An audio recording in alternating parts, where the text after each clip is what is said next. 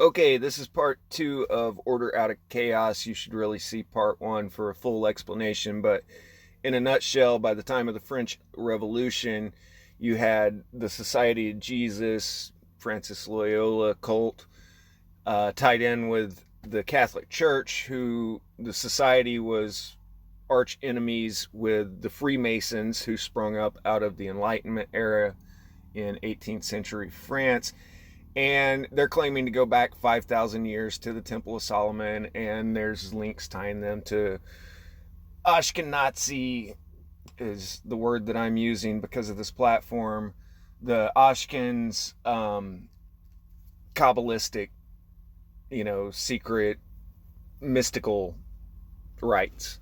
So when we're talking about controllers, we're not talking about one unified group. We're talking about several groups that are all vying for power, and basically we're caught in the crossfire of it. The Catholic Church being the old world order, who basically became the most powerful institution after the catastrophes of the 1300s.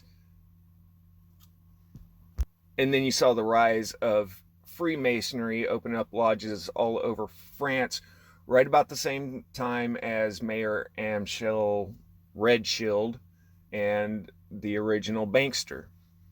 So, in essence, the French Revolution was a power grab by the banksters and the Freemasons against the Society of Jesus and the Catholic Church.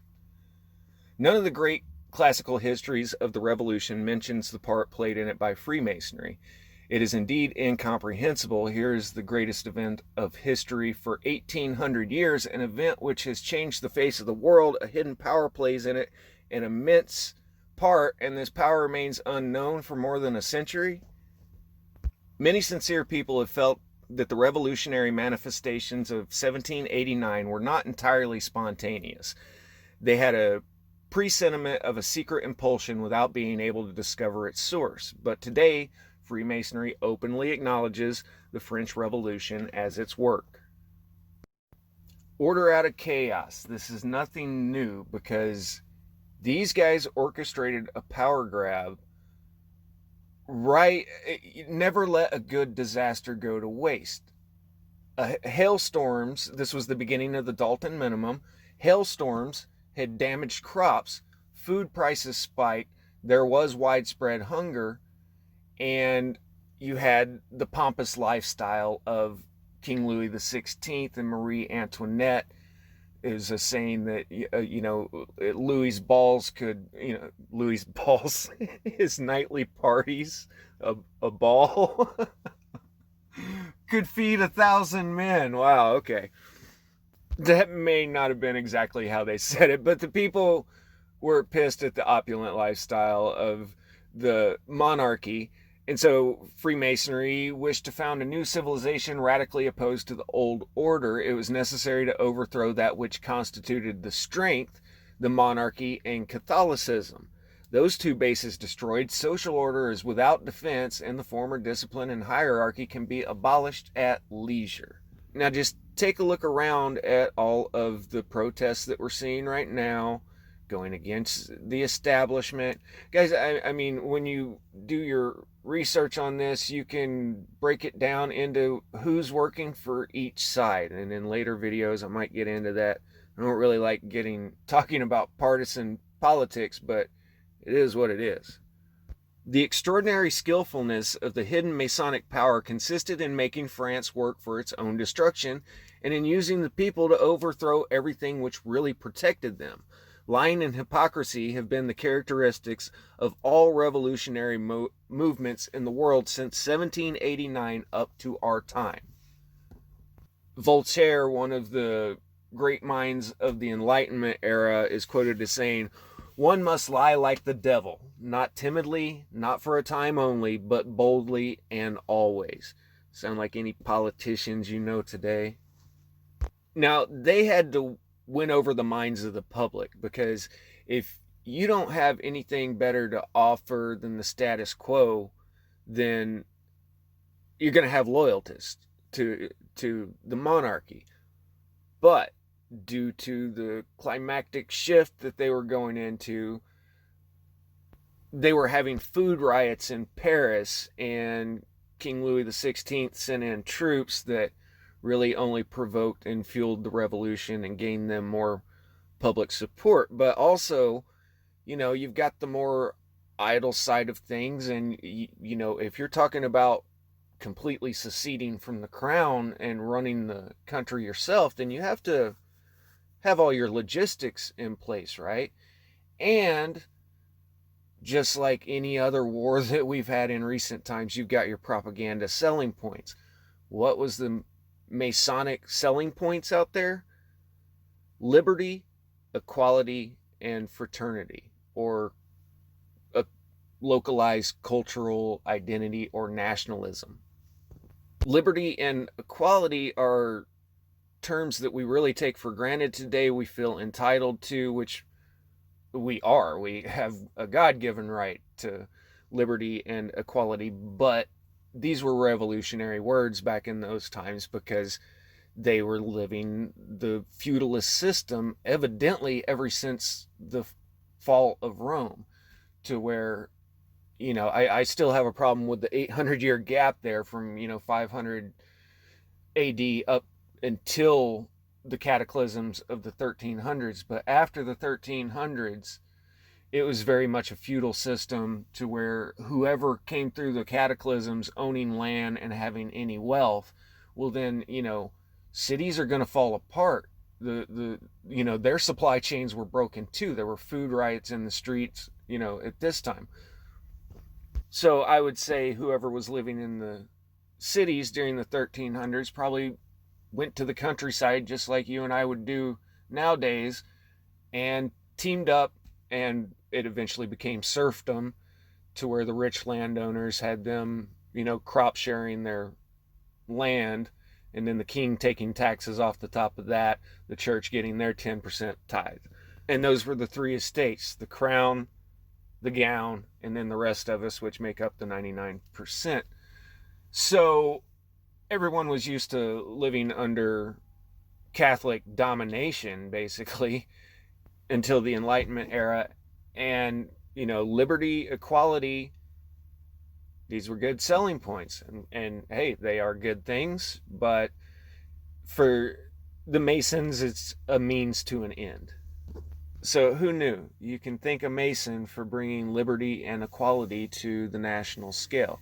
So they did garner support, and the French Revolution wasn't no joke. They were guillotining, chopping heads off like crazy. And like I said, there was food riots, but notice how they waited until, or what it looks like to me is they waited until a disaster happened, and never let a good disaster go to waste. So the food shortages came. There was political unrest. There was national debt going on. And so, on the subject of national debt, let's talk bankers a little bit.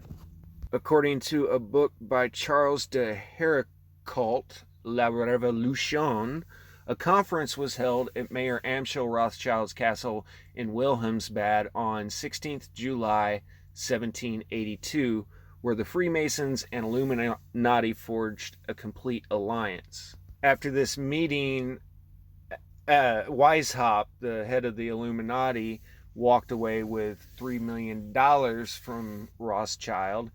And they say that at the conference, a decision to murder Louis XVI, who was beheaded at the end of the revolution in 1793. They also wanted to off Emperor Leopold of Austria, and he was poisoned on March 1st, 1792 by the Jewish Freemason Martinowitz.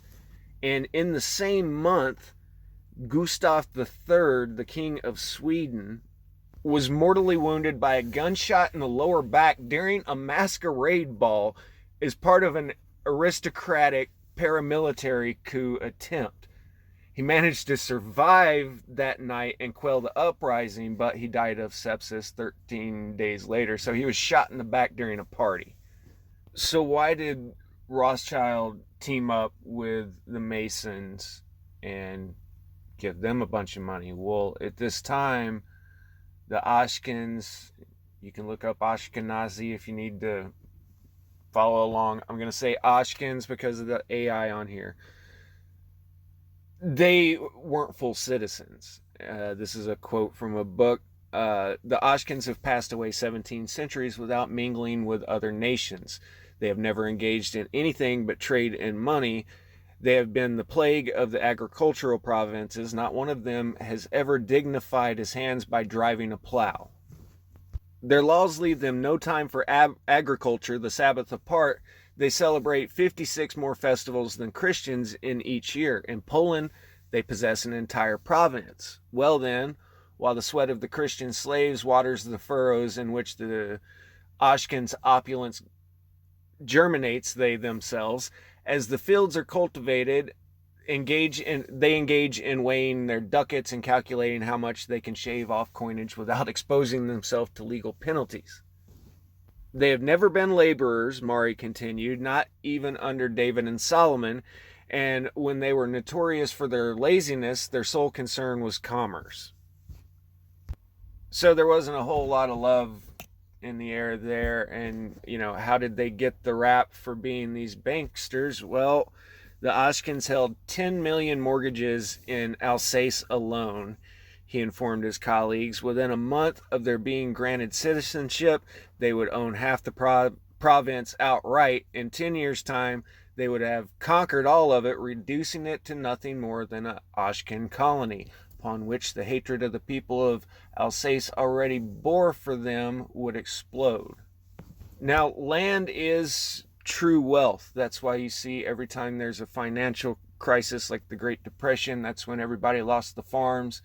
And then, our little hiccup in 2008, a lot of people lost their homes during that. And, I'm afraid that when you really look at what's going on with the outrageous money printing right now, everybody being shut down, record unemployment. I mean, guys, we have gone way past the Great Depression numbers. And it's all because we're on this fiat money system and, beholden to the banksters. And I'm pretty sure in the big scheme of things, what's going on is the Catholic Church and the society, that whole sect of things, ultimately has the power over the majority of the gold right now. And the banksters on that side of things are printing the fiat currency and were responsible for getting everything off of the gold standard in the first place. But land is true wealth, and so the banksters here were getting as many mortgages as they could and taking over the country from the inside. Sound familiar? Nevertheless, as Paul Johnson writes, the deed was done. French Oskins were now free and the clock would never be turned back. Moreover, emancipation in some form took place wherever the French were able to carry the revolutionary spirit with their arms. The ghettos and Oshkin closed quarters were broken into in Papal Avignon in 1791, Nice in 1792, and the Rhineland in 1792 and 93. The spread of the revolution to the Netherlands and the founding of the Batavian Republic led the Oskins being granted full and formal rights by law there in 1796. In 96 through 98, Napoleon Bonaparte liberated many of the Italian ghettos, French troops, young Oskins, and local enthusiasts tearing down the crumbling old walls. Once again, as during the Reformation, traditionalists saw a sinister link between the Torah and subversion, or more precisely the Talmud and subversion, for it was not the Torah that taught the Oskins to rebel perpetually against all Gentile power. It was the Talmud with its institutionalized hatred of all non-Gentiles, or non-Oskins, I'm sorry. I think I'm just going to leave it right there for now. To wrap things up, 1782, you had a meeting of the Freemasons and Illuminati at Mayor Rothschild's house. They agreed to assassinate 3 world leaders, and there's more than one source on that. I couldn't find it again to quote it, but there was an abbey from a church 100 years later actually admitting that his ancestors were responsible for one of the murders, and I even found another source. So it's well documented that that meeting actually did take place. Within the next 10 years, you had a very organized French Revolution. Like I said, they went straight for the arms house, picked up 28,000 muskets, stormed the Bastille, got the gunpowder, and a lot of people got their heads cut off.